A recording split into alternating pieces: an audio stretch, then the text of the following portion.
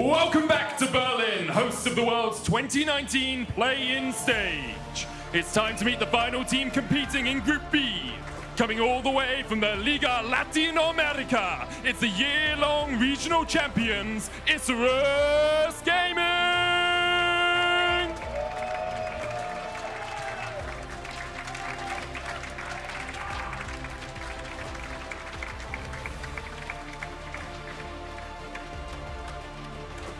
Let's hear it one more time for Isurus Gaming as they hit the rift for the first time here at Worlds 2019.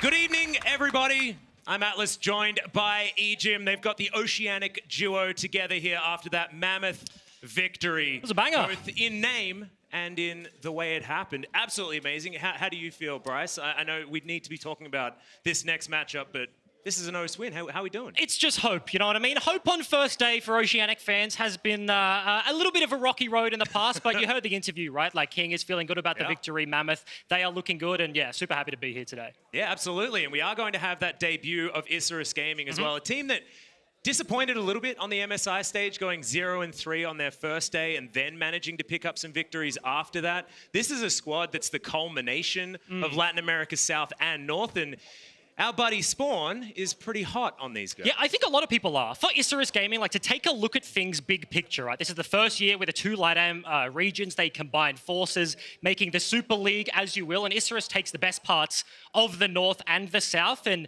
they have the veterancy, they have the new blood in Warangelus and the bot side. They're a very interesting team and in a very interesting group. It's kind of the way that the draw show unfolded. We have the hyper-aggressive groups with all the Asian regions, but then you have Splice, you have DFM, and you have Isurus.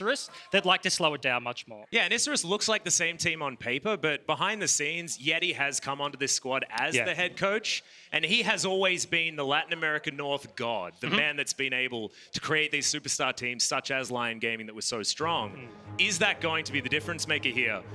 I think it certainly could be, right? Like, if you look at their regional performance domestically in split number 1, Isurus Gaming from 4th made the victory, but were kind of unexpected there. But Yeti has been on teams with Oddie, with Seiya, the big names from this region before, and here today, honestly, that's a big boon. The pickup DFM already starting the series off here in 0-1. They're looking like the favorites coming in. Well, we'll see whether Isurus can play up to expectations already. The bans have come through Aurelia and the Yasuo, and the Lucian being taken away by DetonatioN FocusMe, Isurus Gaming, to get rid of Ceros' Heimerdinger, the Thresh, and the Pantheon that we haven't seen so far this play-in stage. And what is going to be the first lock in? The Ekko first pick. 0-3 currently. Analyst Desk had a few words to say about it. Ekko coming in as a hot favorite into Worlds 2019, but hasn't seen the greatest amount of success. But I will say, like, taking a look at the stuff that's being hovered right now, Teemo actually not a troll pick there for Buggax, has pulled it out in playoff series, but going up into DetonatioN FocusMe, they are a little bit of a weird team. The Heimerdinger, the Pantheon was kind of played before it was cool. Now we are in a patch where everybody kind of considers it broken. Absolutely 100% ban rate here, but getting through with it, Ezreal and Gragas locked in for Isurus. Now, I find this really interesting because I'm glad Jake brought it up on the desk. Good old Spawn back there saying, we haven't seen the Elise. Feels like she's been replaced by the Ekko. If I had been casting any other games back in Korea, of course, where I'm from, this would have been a Renekton Elise follow-up immediately. But it doesn't actually happen, and instead we are able to go back to DetonatioN FocusMe after the Ezreal and Gragas lock-ins for the Lovers duo, though, on the bottom side of the map. The Rakan and the Xayah coming in, and the Rakan ants are going to be there with the Leona. And I think this is sort of weird, right? Like, you can take a look at Leona into the Rakan. Like, that is a tried and true matchup you see with a different AD carry that makes a lot of sense. This is a bottom lane that, as I mentioned earlier, like, Isurus likes to play around them. Warangelus gets a lot of resources down there, so it makes sense to lock down like a Leona lane. The counter pick is good, but pairing it with an Ezreal is not something you would have expected here, but maybe just hedging their bets. You know, scaling is fine going up against something like the Xayah Rakan. Yeah, I feel like the Leona was more of a pivot pickup because they saw the Rakan right there, and you can follow him around when he's battle dancing his way to success. What I would love to see from DetonatioN FocusMe is for them to actually flex this Ekko properly. I mean, last time we saw the theoretical Ekko mid coming in with the Nocturne there, and then that was switched over. Vidius very excited in the caster lounge, of course, not the item build, but when it got picked up, definitely a good thing there for him. I want to see it actually flexed here. I want to see them make sure that they get this Ekko into a position where they really want it. As the the Nocturne has been banned by Isurus Gaming. So what surprising to get rid of it. that one's going to hit the bench. But talking about like the Ekko flex, right? Like specific matchups, this is playable. I will also note that Ceros, back in the LJL, was playing this pick like much like the Pantheon. He played it in old school matchups before the most recent buffs in the mid lane. And those matchups like the Syndra, we just saw that game with Mammoth locking in the Syndra. The flex was available. It does really depend on this pick right now, what they want to lock in for Seiya if they do choose to pick his champion. That like Ekko could it be an option? Maybe. We're going for Nobles here on Isurus' side as the Garen being hovered. Probably not going to get locked in as the Gnar is going to be picked up. Buggax going to be able to grab that for the top side, picking it away from Evie more than anything else. We saw Evie doing that to Vizicachi earlier on today, and now it's going to happen once again. Evie's got 11 plays domestically, and was the Kennen matchup, and it was kind of that weird team fight, right? Like around the bottom side of mid lane, where Gnar gets a huge ulti back onto multiple people, then Kennen does exactly the same thing. So you see the power in this pick already. Kayle's been banned today, but... Yeah, and Kayle has been a favorite for Evie as well domestically. He's had a few games on it so far, and that was in summer, of course, so relatively recently. And Kayle has gone through a few changes over the last 3 patches. We'll have to see how it's going to do here as Ceros is going to lock away the Karma, one of his favorite picks, of course, in the mid lane over in Japan. Yeah, and it is kind of interesting, right? Karma received a couple of nerfs recently.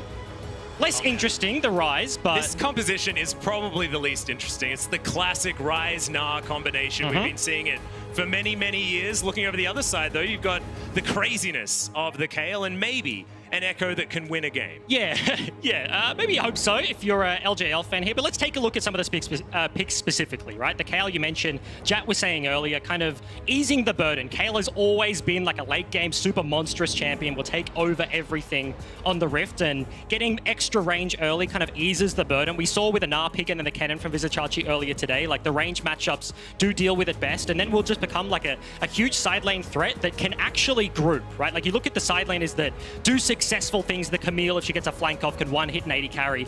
Kayle is just bonkers, right? If he gets to his items, there's no doubting that Evie will be a force to be reckoned with. And when they lock in the Karma, the Rakan, these 2 shield-based supportive champions can just press the E buttons on his head and let Evie right-click some champions. Honestly, if the game is going to be slow, that's a good strategy.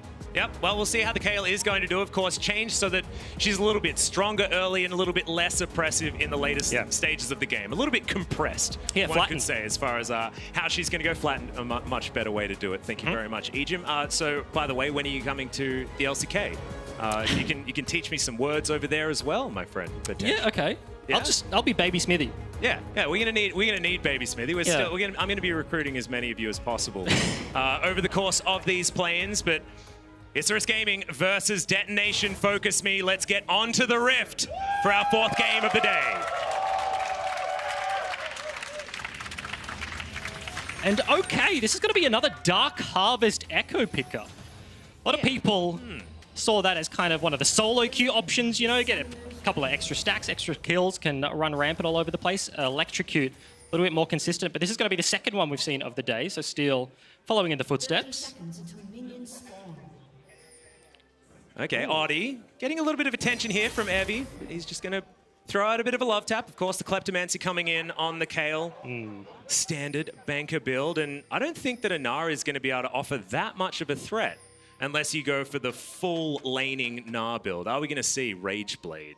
Blade of the Ruined King, crazy stuff from Buggax? I don't know. I don't think so. Because he's going to have to play for teamfights and try and play around this Kayle more than anything else. Yeah, I think it would be interesting. You do have options when it comes to the Gnar, right? You can go for the PTA, play much more aggressive. Like a jungler like Gragas can make things happen early. We've seen, and the analyst desk was talking about it, like the comparison of Ekko to Elise, the 2 mage junglers on the current patch. Elise, heavily early game, whereas Ekko scales that little bit better. Gragas certainly has the advantage, but in looking at this comp from Isurus, you see a Leona, you see a Gragas, even a Ryze, like the CC setup. Kayle isn't really the region you're looking to attack, right? Like getting on top of a Xayah Rakan, the Leona into this matchup can be super oppressive, so I would expect Isurus Gaming, traditionally they like to play around the bot side. That could be the play here versus DFM. Yeah, and based on how these compositions have been put together, I'm looking at DFM and I'm seeing a lot of 4-1 options, given the fact that you are going to be most likely putting an Ardent Sensor on the Karma, and that way you've got Yutapon in a great position on the Xayah to get damage down and to be safe in a siege scenario, and you put Kayle in that side lane. What are Isurus Gaming's options as far as answering the playstyle that DFM have put on the table? Yeah, I think kind of a lot and kind of not, right? They do have like double side lane potential. They have the Ryze, they have the Gnar. As long as they don't get too far behind, Kayle will obviously be the difficult one to deal with, but Karma not so much. So 1-3-1, as you get into the mid game, like if you want to slow down the game, that is an option, absolutely. But in terms of like disengage, the one thing I will say, right, when you look at a 4-1 versus a 1-3-1, traditionally, it's about forcing, getting caught in the 3, the mid lane. Like, that is where you lose the game as the 3. And there's a lot of force on the other side. You have Ekko, he's just, like, free as hell, right? He goes in, you can just R backwards. The commit is just not there. You have the Rakan in Gaeng's hands, and this is a guy that has been super big for this roster, right? He makes things happen for them, and Gragas is kind of all they've got. Well, we'll see whether they can make that one work. The ganking duo, of course, of the Ekko and the Rakan. Just thinking about the possible options there with CC lockdown and gap close is just terrifying. Rakan just likes friends. He was released with Xayah, and then he likes a buddy to dive in first, and then he gets to go second. Would you say that Rakan is the most extroverted champion that we have in the roster of League of Legends? Extroverted? Yeah, just likes to make as many friends as possible. Maybe Ivan, though. Oh, Ivan definitely is a friend. But his friends don't speak back, so it's a bit of a one-sided conversation. And I guess the other one would be Yuumi, because hangs out with a lot of people. He's got a bit of an engage towards the bottom side, but it's slow. He's got the Eclipse there, and also had the Aftershock, so not going to be taking too much. There's the turnaround, but Arcane Shift. Pretty good ability, despite the fact that it has lost a little bit of that cooldown. Yeah, and it's an interesting 2v2, right? Leona obviously wants to keep doing this sort of stuff. Like, you get on top of the Rakan, the Q immediately. If he goes in, he kind of dies on the return once you hit that level 6 mark. But in terms of the junglers right now, Steel is down here. Gragas in absolute Narnia on the other side of the map. Like, looking for any forward plays right now for Isurus will be difficult. And not to mention the Combat Summit as well. They have the TP, they do have the Ignite. The Cleanse is there from Yutapon, so just trying to keep himself safe, but Seiya may be in a little bit of trouble here, but floating the correct side of the map. Yep, he is going to be at least heading up towards his Vision and his Jungler. Speaking of junglers, Oddie is on the Gragas, and it's the first time we've seen it today. Of course, was nerfed in 9-19, which is probably good. He was extraordinarily dominant. Super on busted. 9-16, yeah. Busted as heck. I believe it was you that coined the Better Lee Sin? No, that was not me. That wasn't you? This is one of those situations where you would have loved me to say yes. Yeah, I mean, you could have lied, couldn't you? Come on, man. It's just not it. No. So I think that was Jake talking to Spooks about that one. Gragas was certainly in just a state of a lot of happiness on 9-16. But do you think the nerfs have changed him enough? Not particularly. Like, I'm not surprised to see him here. He definitely needed them, but certainly isn't out of contention by any means. Like, the rise of Ekko changes things somewhat. The priority is a little bit out of whack, but certainly still a very good champion. Oddie is well-versed. Is actually one of his most played. That and Skarner over the course of the domestic season. And it makes a lot of sense, right? Like, this is a team that likes to play, like, around the lanes, is much more of a facilitative jungler. He gets stuck soloing a Mountain Dragon while his lane is pushing just because they play with the tempo, they play with the pressure, and don't look to force things super early, and this is exactly what's happening here today. Yep, well, Evie is shoving in onto this Gnar over and over again, but yeah, has been completely drained of the mana. Boomerang Blade is going to land. Buggax just gets himself another grass proc and will send Kayle home. Not going to chase down at this stage, but Evie's done a great job so far. Only 4 CS behind, but does have that Klepto and is Kayle, which is the main thing that you've got to think about. Steel parallel convergence is in there, but Seiya is pretty comfortable. And if we have a look down the line when it comes to the farm, it's bottom side of the map for DFM that's looking absolutely fantastic, but elsewhere, it's pretty comfortable for everyone. And if this game stays even, who is that benefiting? It's an interesting question, right? Because the comps do very different things. Yeah, like the Xayah Rakan, and you have the shield comp, can be super oppressive from ahead. Like, at this transitions, they get to 3 items, crit 80 carry. Yes, versus the Ezreal, like, there are engage options with the Leona, but it's definitely much more down to playstyle, right? Like, I think Isurus certainly want to be playing the map much more. DFM, they want to get to their item breakpoints. They just want to shield heads, look for the team fights, and play much more around the objectives. Like, if this is a super slow game, and I was mentioning before, like, that is kind of what you expect and what we haven't seen yet in the World's play-in so far, but Yeah, like Rift Herald Prio, like Dragon Spawns. It's just an Ocean here today, not like an Infernal or anything, but certainly very good in the early game. But really nobody setting priority on it so far just yet. As I say that though, DFM linking up quite nicely. Jungler support looking for a bit of invade on the blue buff here. Yep, and I think we should probably expect this quite often. Rakan and Ekko, best friends crew, trying to get around the map and get opponents caught out unawares. But Steel is going to achieve his namesake here with the takeaway on the blue buff. Pretty going to deny that one from Seiya. He's boom at the moment. Would have really liked the blue buff. It feels actually pretty bad there. Gragas actually just shepherding a recall in the mid lane. Oddie and Seiya, long-time duo. Given that Ceros was just sitting there pushing, he has mana, and as you mentioned, Seiya absolutely does not. Doesn't have TP either, but this does mean, with all the vision control they have on the bot side, a dive is coming. Oddie in the area. Well, Steel and Ceros are around, but Slow comes in from the barrel. Oddie's going to be safe and is just going to stand there as a living ward. Buggax gets the push back, and he's ahead by a few CS, but Gaeng, are you going to be all right? Yep, should be fine. Steel is there in the river as well. So we got a lot of posturing so far as the Ocean Drake has been started. Good body slam comes in there as Steel doesn't necessarily know what he wants to be doing here as the Dragon's going to once again get upset. Phase dive over the wall, waits for it to come off cooldown. True shot barrage. Flash ult! Has to use the ultimate to get out of the way. He used the flash as well. Yes, flashed on the spot. I feel like you only needed to use one of those as he dashes around and that Steel falling down. First blood going over to Oddie for ISG, but I have to feel like that was mostly a mistake. Yeah, just a disastrous scenario. And I was going to say, that's like almost Tom Kench syndrome. Like, do I pop the grey health? Do I not? It was such a weird situation to be in. And he just panics, and Ezreal ulti comes flying in from stage right, flashes on the spot, ulti's back into danger, and Oddie bonks him on the head, cleans him up. Yeah, I think that's a fat finger, if ever I've seen one. However, we don't necessarily know. We're going to have a look at it one more time as Steel, phase dive, off cooldown, nice. Yep. And then, that hurts. It does. That hurts. An Ocean Dragon, likely one of the worst dragons to be stuck in the pit with, you know? Even Oddie is copying it on the way out. The slow, the damage. And also you get friend. nothing if you kill it. Yeah. It just feels bad all over the place. So, Isurus have been gifted a kill in this early game. Detonation FocusMe still have a composition that can recover from this. Not the end of the world by any means. 600 gold is going to be the lead here for Isurus Gaming after that first blood goes down. As Slow just walks at them. That's the flash. Daybreak does come down, but Yutapon goes up into the sky. And Slow not going to be able to offer any more after Seiya made his way down with the Realm Warp. They just wander out.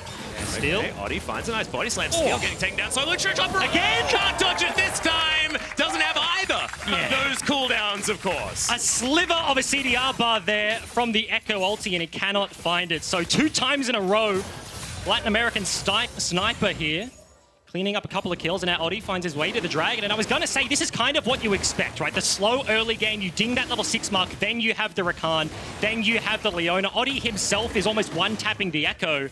This is where the game really turns on, and Isurus already 2 kills and an Ocean Dragon. This laning phase is only getting better and better right now, and Steel just struggling to make an impact again on the Ekko we see today. Yep. Probably going to see some sort of reset here from Isurus Gaming, but maybe we'll look towards Shelly for our next objective. Still going to be re-clearing his jungle here, and haven't seen any funny business just yet. Of course, Detonation FocusMe, they need to clean up their play, but otherwise things will be all right. Evie's just sitting there telling his team, like, guys, please don't feed. I'm Kayle. We're going to be fine. Eventually, he's going to get there. But certainly is an eventuality a long time away. You can see, as you mentioned, maybe Rift Herald next on the cards. Absolutely is going to be the case.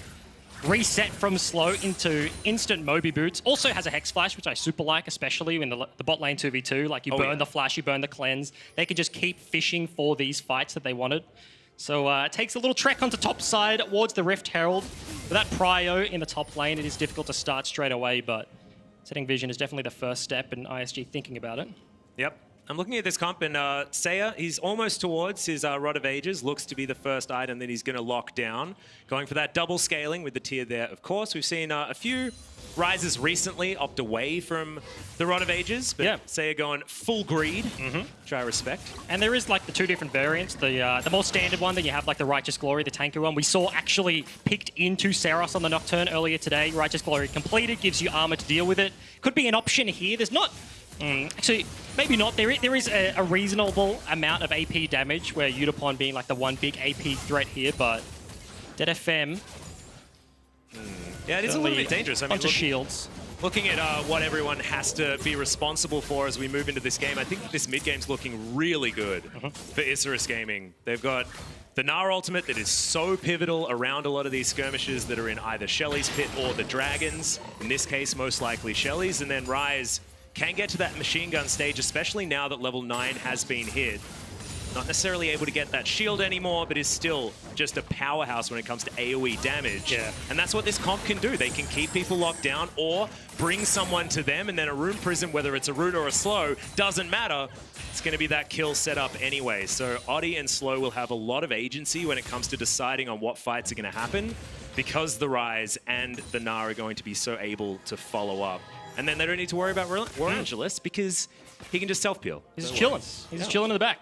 I think, interestingly, this game, right, like in terms of, yes, it's just slow. Okay, yeah, ulti for ulti. But Oddie is here. Predator has been popped. Flash like 5 seconds from cooldown, but they're still looking for the dive. Yeah, we're going to find the barrel into the wall. Yutapon underneath the turret now, as Isurus Gaming not going to go for the dive. Feathers are going to be pulled back, the teleport is channeled, and Ceros makes his way down and stops his friends from being destroyed. Yeah, and I was going to say, this map of League of Legends in this game has felt so big. The lanes are kind of just isolated, no roaming between the two, but Isurus, as soon as that hit the 13-minute mark, still looking for the return dive. No cast, but Oddie's in. Coming down. The quickness was there, but it is not enough. Ceros now is going to be the dessert. Can they actually grab it? Slow's going to go down for the good of the colony, and Seiya misses the Q. Oh no, it's a disaster. Ceros with the outplay under the outer turret bottom lane, and the fadeaway jump shot barrel is not going to be enough, and the Mystic shot goes wide. What a disaster. That looked like complete disaster there for DFM, but Ceros comes up clutch. The Mantra W, so much healing off the back end, and multiple members just go down, dying to the turret. Yeah, I think that was the themes, because he got all of that health back instantly as well. Damn. All right, well, I mean, we were talking about potential tilters for Mammoth in the last game. That's a potential tilter there on the bottom side. We'll see whether Isurus Gaming can pull it back. Yeah. And I think specifically for the map state right there, if that gank is successful, the dive happens, Isurus set that up very well. Like, the play by the playbook was very smart, very well thought out, just execution blundered, right? Like, they don't get the damage, Ceros cleans up and it's fine, but Steel was on the other side of the map. There was no way he was going to be relevant in that play. Picking on Buggax and the top side, like, he's pretty safe, full HP, Mega Gnar, reasonably hard to dive. Evie and Steel could have made it work, but in a very slow game, it is like a game of inches. Like, what can you take? How much does that mean down the line for a champion like the Ryze, for the Ezreal? And Ceros standing tall here. It's definitely a big swing back for this one. Now let's have a look at it one more time from Ceros' perspective. Nice flash. Very, very good. Dodging out. Start a step on the Ryze. Q coming flying out. Dodges the Ezreal and the second one as well. Third onto the Ryze. Ceros on a Karma. This isn't an Akali, it's not an Aurelia just dancing all over the place. He's just fancy feeding all over Isurus, and that's sick. Yeah, he certainly locked that one down. But you have to say that a lot of it had to do with ISGs. We've got another engage, Zenith played towards the bottom side. Great grand entrance there as Slow is being caught out, and he ain't going anywhere. Yutapon locks down that kill as Warangelus has to get out of there. Arcane Shift utilized, in comes Steel. Phase Dive is there, and he's going to be taken down as well, and DFM have come alive. And the complete turnaround of the map. Yes, Steel will go down, but that was the 5-man commit to the bottom side. They want to make something happen. We are after 14 minutes. 15:30 on the clock means that plating is long gone. Turrets are fairly squishy, and actually looking for the return there. Slow and Warangelus, they were looking for that play. Now Seiya in trouble, gets knocked up underneath the turret. Yep, it's a disaster. Yutapon's going to be able to grab that kill for himself, and now this outer turret should be falling down. Likely a trade as Buggax is on the top side of the map, taking down the outer there as well. But when your mid laner dies at the same time and you're up against a Kayle, it is a really dangerous time to be Isurus Gaming here on this map.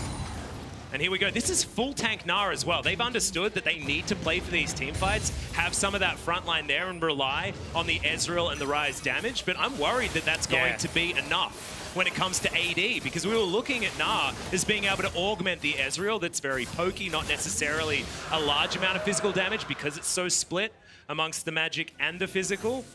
That is a full tank Gnar with the Sunfire Cape just completed. And I think the bigger thing is, given the last 5 minutes of play, I've mentioned it multiple times, like how much defensive stats DFM will opt into. The shields will be very difficult to break through when you mentioned Gnar going full tank. He has a Sunfire, he's got a Raincoat, and Ryze already sitting 0-2. He's a long way away from being relevant, and breaking through the Rakan, breaking through the Karma in the later stages. If you are like a defensive composition and the opponent like has to be forcing into you, it can be very difficult to break through that sort of Vanguard there. And yeah, as this one progresses, it looked good for Isurus in the early game, but DFM completely swinging on the bottom side of the map. Yep. Now Warangelus is looking to try and take down this outer turret. It's going to be a nice injection of gold there as Isurus do still have an advantage. Just sidesteps out of that grand entrance there as Oddie's made his way down here. 3 versus 3 is prepared. And Steel's looking to try and take down this ward. They do so comfortably. All junglers in the area, but the big thing is cleanse down from Yutapon. Maybe another minute on the cooldown-ish, but that is what made the turnaround happen, right? Slow land at the CC, but Xayah Rakan. All right, we're going to find the barrel. Buggax makes his way in, nowhere near Gnar, and he's underneath the turret right now as Steel gets himself towards it. Oddie goes golden, now still very, very low, but the good sidestep on all those abilities. Evie flashing forward, and now the Kayle has joined the game. Buggax finally towards the Gnars. Now they're looking for the turn. Will he get there? He'll press the R button and only find the air, and Evie decides to turn on it. Now it's their turn underneath turrets, but Detonation FocusMe won't push too far. And every single dive is just being turned around by DFM. They're just sitting, standing tall. Mid-turret will break. Warangelus finally gets to the play, but a little bit too late there. And Oddie burnt stopwatch, just dies in the play. Another kill over to the Kayle. DFM are completely ramping up in this one. Yep, 2-0-0 now on this Kayle, sort of gifted those few kills in that skirmish that came to him in the mid lane. That is exactly what you don't want if you're an Isurus gaming fan. This is Detonation FocusMe that feels like they've shaken their sillies out, you know, after that first loss. That first loss was not a good one. That's not a good feels loss because they were basically out of the game for the majority of it, right? When you're forced to dive with that mid-nocturne, things like that, it makes it a lot more difficult. But now they've got a composition that's more of a, hey, you guys come to us and we'll just kill you. And that makes sense, right? Like, think about it a little bit big picture. Splice, the #1 seed in this group. They come from the major region. Maybe looking at this one, they're like, let's throw a Hail Mary. Let's go super aggressive. Let's get the Nocturne, dive the backline into... That was a difficult comp, right? There was the Xayah that you had to get on the Rakan and the Cannon. And this game, in a more comparable opponent, DFM have played Isurus Gaming before. They're like, let's take it back to what we have done best. In the LJL, like, DFM are already a slow team in a relatively slow region. This is exactly what they wanted in an early game. All of their advances this game have come from a reaction. Like, Isurus look for the dive, and they're always there with a very swift punish. And now they're in a good position going into mid lane. They have, mid-game rather, 2 item spikes on almost all of their carries right now, just waiting on the rapid fire upgrade there from Yutapon, and they're sitting pretty to head into the mid-game. Yeah, we don't even have Ceros completed here from Seiya as well as Oddie. Could be a gank opportunity. Good boomerang is going to land. Can Buggax actually survive for long enough? But he's got that tanky build. He might just be able to. Ult comes down. Evie. Oh, the layering of CC is beautiful. True Shot Barrage gets rid of the Kayle. But now in goes Gaeng. That's a huge knock-up with the grand entrance onto 4 as Yutapon has the Feather Storm out, and it is a storm on the top side. Detonation FocusMe have found everyone. Seiya now looking for Steel, and he is going to be out of Yutapon. Up now Warangelus. Can you actually get the work done? Yes, he can find the kill, but he does eventually get taken down. A beautiful team fight, but a sloppy one on both sides. DFM come out ahead. And just as the clock dinged 20, it looked like a complete wipe, but ISG, Seiya and Warangelus keep the dreams alive. If that was a wash, that could have been Baron. That could have almost been lights out. But here, 1v2 still looking. The tether. Good knock up there from the grand entrance. And Seiya knew he was dead. And he's just going to go down. The Karma picks up that kill. And I love this look out of Ceros. I never say this, right? I never say that I love a Karma at any stage. We have a look at the replay. But this suits his playstyle so much better. And just so many resources committed onto a Kayle. And a Kayle that has a stopwatch at the end of the day. Slow goes in as the second phase on this play, and the bottom lane from DFM, Yutapon and Gaeng come in from the side, 4-man knock-up onto basically everyone. And at this point, you were like, that's Baron, that is DFM running away with this one, but a little bit split off. You can see Gaeng happy feeding between the two. He's like, do I go forwards? Do I help my mid laner running back? And unfortunately, that is going to cost the Xayah life, and they have to chase down Ryze at the end of the day. But in all honesty, that was such a big play. It continuously is being Isurus Gaming throwing themselves at DFM, and they're always there with a response. This mid-game Ezreal, though, is getting the work done. Yeah, he's that popping. 1v1 that he sort of isolated himself for against Yutapon was certainly won by him on the back end, despite not very many buttons being available. For the Xayah, you can see it in the damage numbers. This is what this team plays around almost every single time. DFM, to a certain extent, do the same thing. They play around either Yutapon or Evie in most of their victories. There's a bit hyphy. Both of these teams looking at one another. A party cask flies into the mid lane. Yeah. Just fishing for an opportunity. Non-committal engage, kind of a plenty here for Isurus. They have the Leona, can just throw ulti. They have the Gragas, he can just throw ulti, as he did. And the Ezreal is doing significant damage from afar. Dragon's going to be the easy prize, uncontested here by the Japanese team. But you saw that single Q from the Ezreal. Yeah.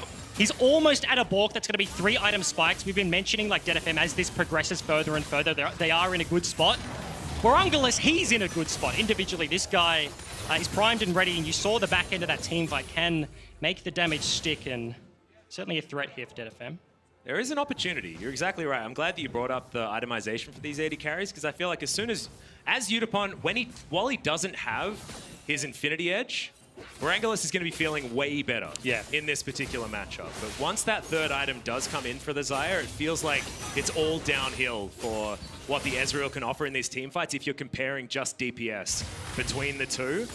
So Isurus Gaming, despite the fact that team fights haven't necessarily been going their way, they are completely tied up in gold.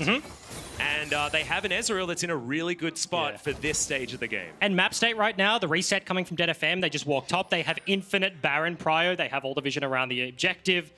Not a lot of pink wards, and DFM are likely going to push up mid and try and sweep some of that out, but they've got the side lanes already pushing. You can see Seiya and Oddie, long-time duo, pushing out the top side together, then maybe rotating towards the play. Finding any sort of catch will be a huge prize for them, but DFM now looking to walk towards the Baron buff. Yep, need to clear out a whole lot of vision here, as Isurus Gaming have certainly done a better job putting down their vision buttons. Rift Scuttler will go over to DFM as they have slowed down quite a lot. This has given Isurus a chance to find more of that standing gold on the map, hoover up a few more of these red dots.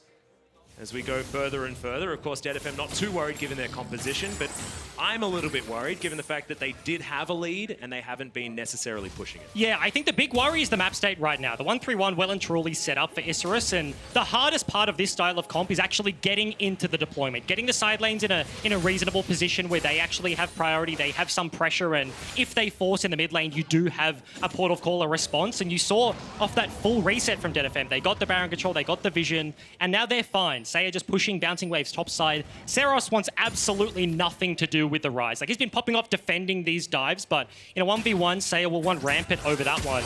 Bernard and Sensor, you're definitely not looking for any sort of solo play, so it is much more the onus here on DFM to group up, find some picks, maybe get Gaeng into the backline and find and engage onto the Ezreal, which is a difficult and enough task of itself, but yeah, Isurus in a very even position right now. But it's going to go from even to very uneven quite quickly, is what it feels like to me. Because as soon as 5 members of DetonatioN FocusMe group up, once the Kayle has something like an Infinity Edge to augment this build, another Infinity Edge comes in for Yutapon, and then an E's pressed by Ceros. Feels good. It feels real good if you're DetonatioN FocusMe, not so good if you're Isurus Gaming. And the things you're kind of alluding to, right? Like the level 16, very close to being hit heavy, just dinged the level 15 mark. And one of the biggest problems on the map right now for Isurus is that mid lane standing. They've lost theirs, so when the wave pushes in, they lose prio, go so deep back into their territory, and the ward line has to be multi-stepped, right? Like you move it up, it's a reset, you move it up a little bit further, and then you get the Baron control. And this has just been basically 5 minutes from that last topside team fight where they've just been ebb and flowing of League of Legends. Like playing by the playbook, we just concede vision, allow you to take it, and then we push in the side lane. And something you need to practice is we call it the ping pong. The ping pong. Okay, so when you join, it's ping. Okay. Sure. Yeah, ebb and flow's already taken. Nami's got that one on lock. That's a Nami one, Yeah. She's all about it. Or the sploosh. I like the sploosh because it does certainly do a bit of splooshing, the old ebb and flow. I don't like the sploosh. You don't like the sploosh? I'm not fan. I'm not about that one at all. That's fine. You gave me a very quizzical look when I said sploosh. I liked it. All right, Buggax in a side lane, doing that 1-3-1 thing like we were talking about. It's not the play ram. I wanted to talk about the play ram, but we haven't had it. Isurus Gaming a stalwart in their 1-3-1 play. And not really too many answers have come out of Detonation FocusMe as far as what they're going to pressure on the other side of the map. They're just waiting for minion waves to be pushed towards them. And they kill them. Yep, and then they do it again. Everybody walks away. Also, Isurus got their hands on the crab top side. See the vision line for DFM, really not extended very far. So this is a team, like we're saying, we're talking about the ramp multiple times, we've been talking about Evie, but they're not looking to pressure it in the slightest. Still kind of looking for something onto Buggax here, though. Does have the dash to get himself over the wall. Crushes his way up there. Fine. Easy peasy. Slow now, maybe in a precarious spot. Ooh. But that barrel did a hell of a lot Cast? of damage. And Yutapon, yeah. Pressing that R button out of fear, and the cast comes down to really chunk him out of this fight. Gaeng has to grand enter the underside of his turret, and Isurus Gaming do finally get rid of that outer in the mid lane. And that's the thing, right? No kill. Yutapon lives at the end of the day, does have to burn the flash, but such a good play from the jungle support duo there. Leona ulti goes out, sets up beautifully for the cask, and Yutapon has to pay the price. And now the map state gets a little bit easier to play. If DFM have shown they don't want to play aggressive, they don't want to force anything in terms of that, then Isurus, they could just keep taking this one. They've got 3 dragons after this one in their back pocket. Double Ocean if they want to play the side lane. That is super useful. And in this game, like, comp-wise, interesting, but Isurus just seem like they're doing more on the map.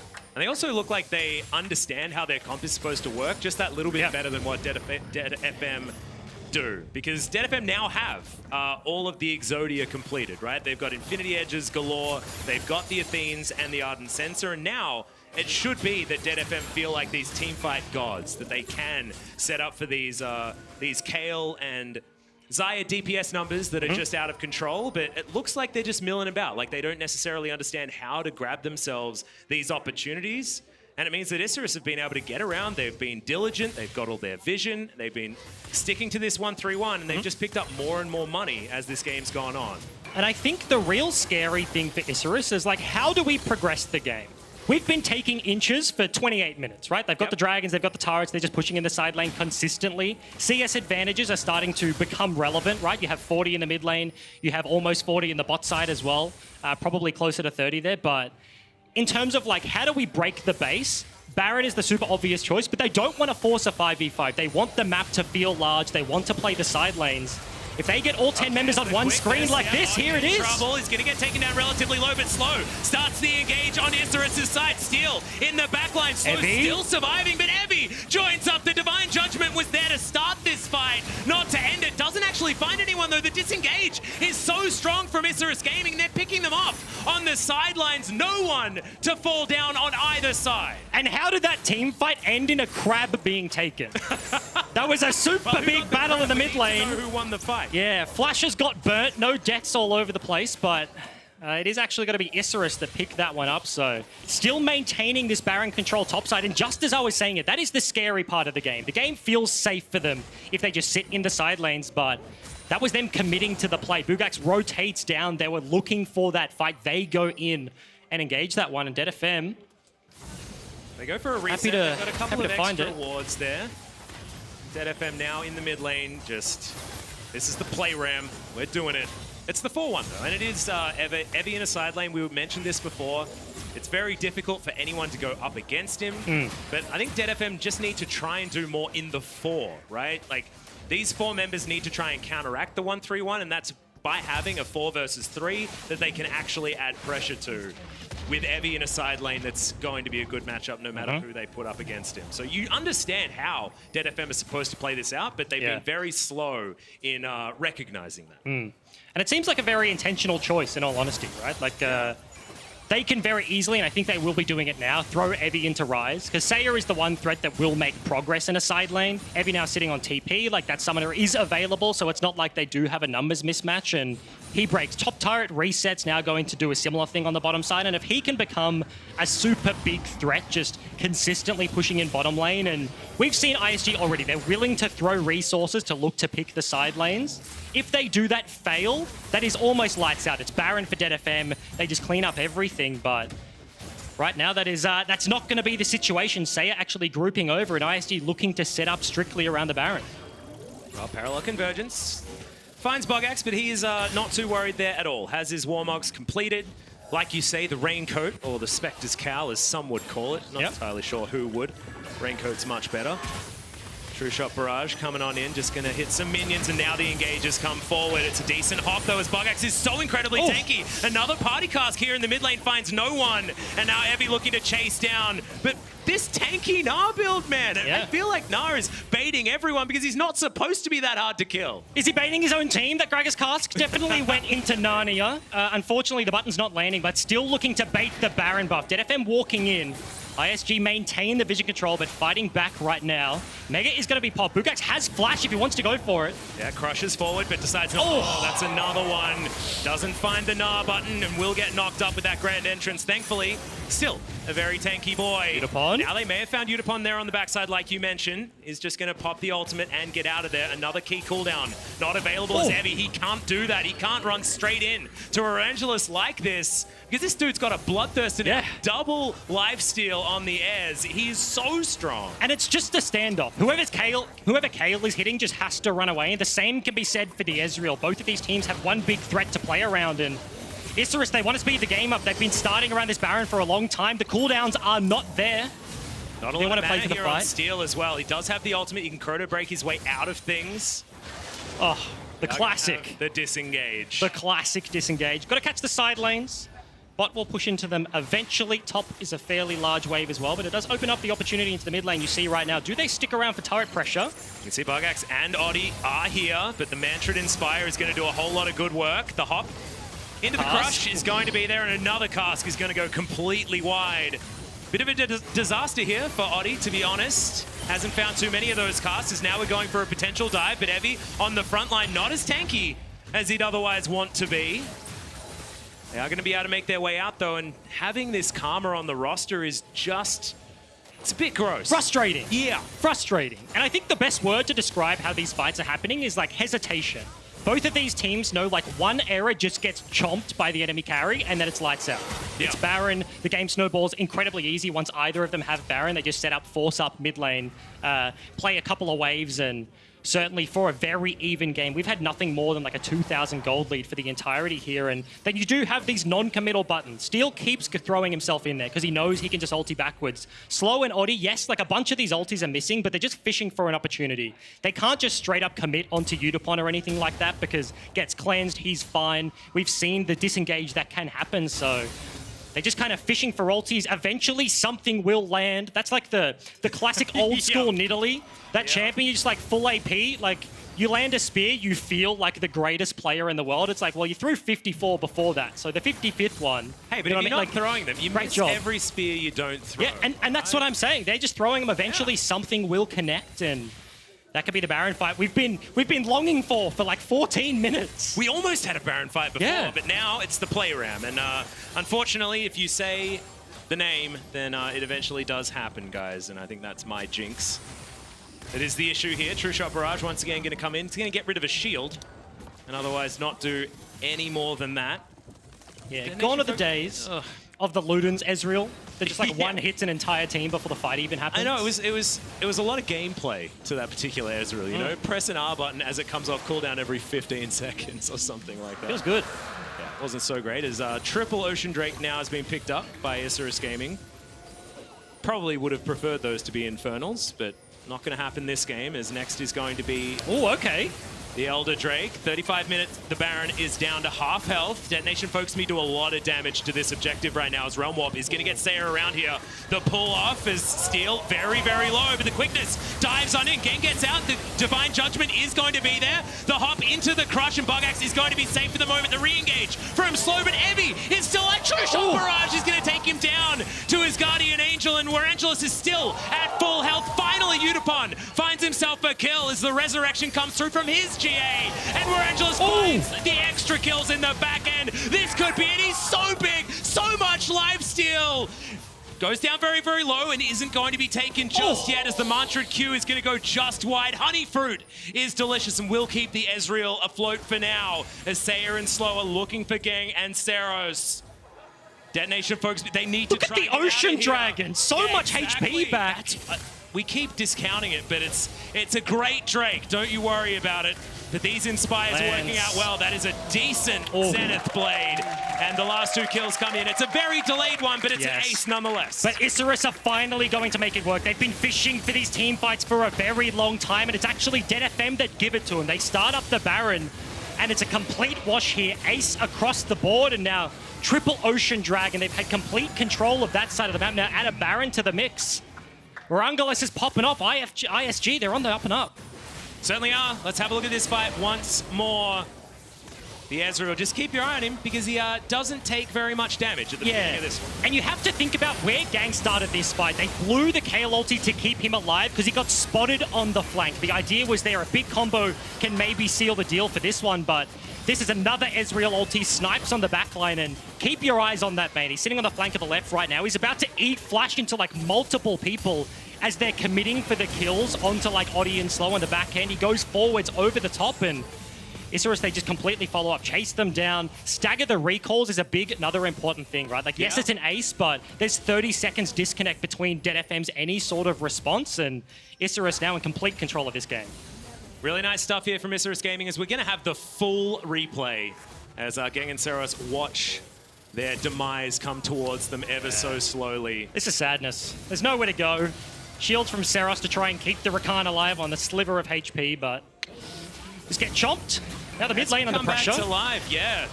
DFM lose their inner turret as Buggax are going to get slowed by the ultimate out of the Leona. A cask is going to land, but only onto Gaeng, so it's going to be fine for DFM for the moment.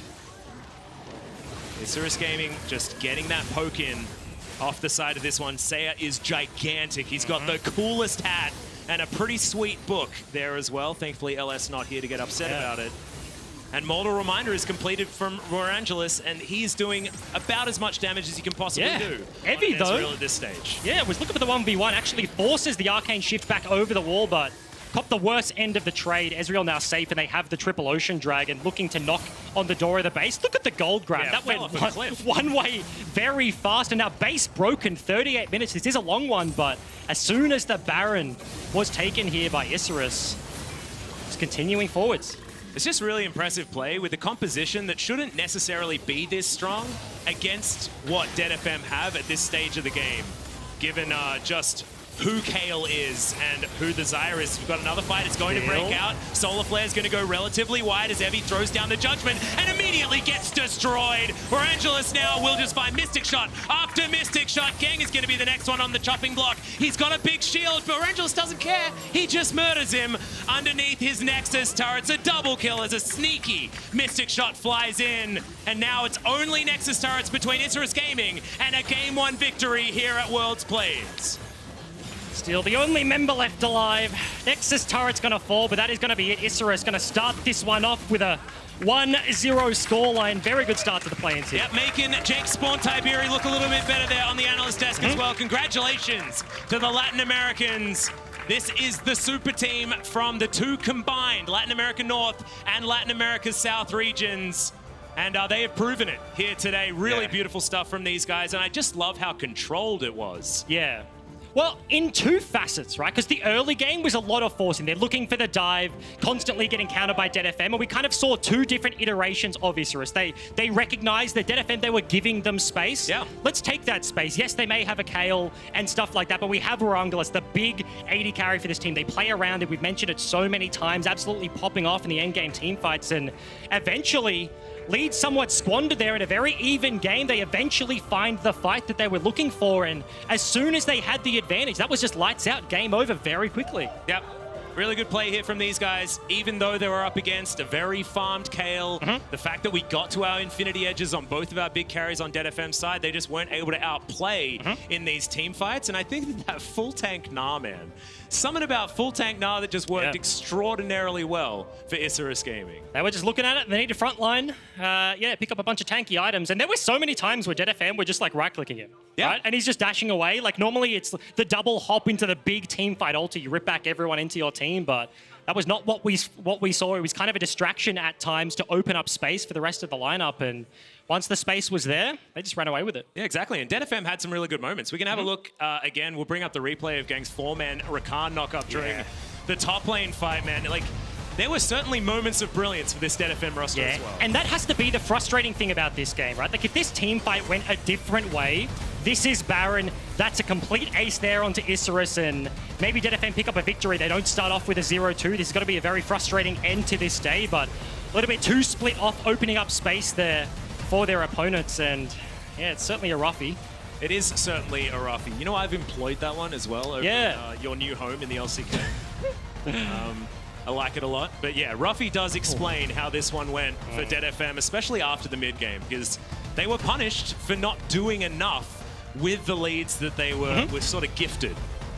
You know my favorite thing about that replay? What's your favorite thing about that replay? You don't actually get to see the big 4-man, like the 5-man combos from Rakan anymore. Now that you can't like ulti flash immediately, those opportunities are very slim. They don't come up very often, but unfortunately they're squandered by DFM. Isurus going to have a rough start, but certainly able to close that one out. Look at that damage. As an LCK commentator, I do recognize graphs like this with the disgusting Ezreal damage, but I didn't know that that was anywhere else. Certainly is in Latin America, because damn. Warangelus, you can see why this squad plays around him. And you look at this team, and if you've been watching Worlds and MSI for a long time, you probably recognize Seiya, you recognize Oddie from all of those qualifiers. But it's all about Warangelus, actually, as push comes to shove. And I think the storyline with him and this roster is super interesting. Like, you have the veterans on this lineup in the Seiya and Oddie that you recognize. And when you think about LATAM 80 carries, you think of the likes of White Lotus. Right? And he was the former teammate of these guys. And he's still really good, that are now surrounding Warangelus. And he's a guy that, like, young player coming in, you don't often see like a team heavily just play towards that, right? That's a big risky move, and certainly paid off here. Damage charge was like 14k to 34, was the closest person on his team.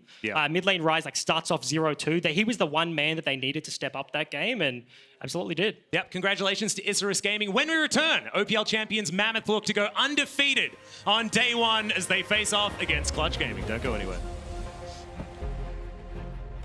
Still looking for the return dive. No cast, but Oddie's in. Coming down. The quickness was there, but it is not enough. Ceros now is going to be the dessert. Can they actually grab it? Slow's going to go down for the good of the colony, and Seiya misses the Q. Oh no, it's a disaster. Ceros with the outplay.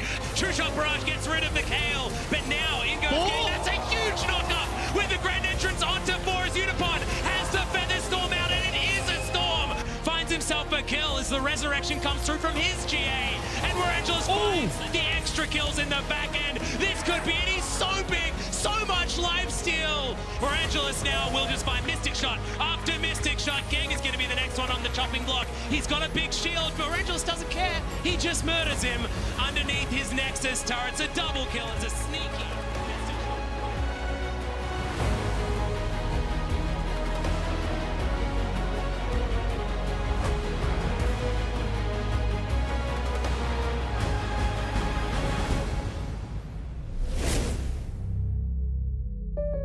So Josh, you going for our Drive Safe and Save discount? Yep, using the app, driving safe. You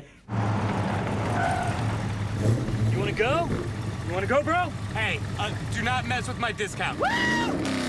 You can save up to 30%. Let's go! Nice to meet you. Go get him, Tiger. Woo! Sounds like you've got this. Yeah, definitely. Get a discount up to 30% with Drive Safe and Save from State Farm.